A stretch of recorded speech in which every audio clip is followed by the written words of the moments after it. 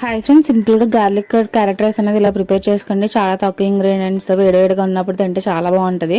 దానికోసం ముందుగా స్టవ్ మీద ప్యాన్ పెట్టి ఆయిల్ యాడ్ చేసుకొని గార్లిక్ పీస్ అనేవి చిన్న చిన్నగా చాప్ చేసిన యాడ్ చేసుకొని మంచిగా ఫ్రై చేసుకోవాలి. చిన్న చిన్నగా చాప్ చేసిన ఫ్లేవర్ బాగా తెలుస్తుంది అనమాట.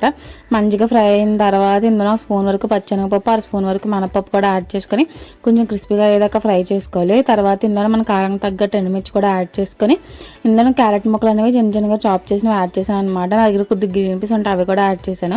తర్వాత కరివేపాకు కూడా యాడ్ చేసుకుని కొంచెం ఫ్రై అయిన తర్వాత సాల్ట్ అనేది అడ్జస్ట్ చేసుకుని యాడ్ చేసుకోవాలి. పెప్పర్ పౌడర్ కూడా మన స్పైసీకి తగ్గట్టు యాడ్ చేసుకొని కొంచెం ఫ్రై చేసుకుని అన్నం అనేది ముందే వండుకొని పక్క పెట్టుకోవాలి అనమాట. అన్నం కూడా యాడ్ చేసుకుని అన్నం వేడయ్యేదాకా బాగా కలుపుకోవాలి.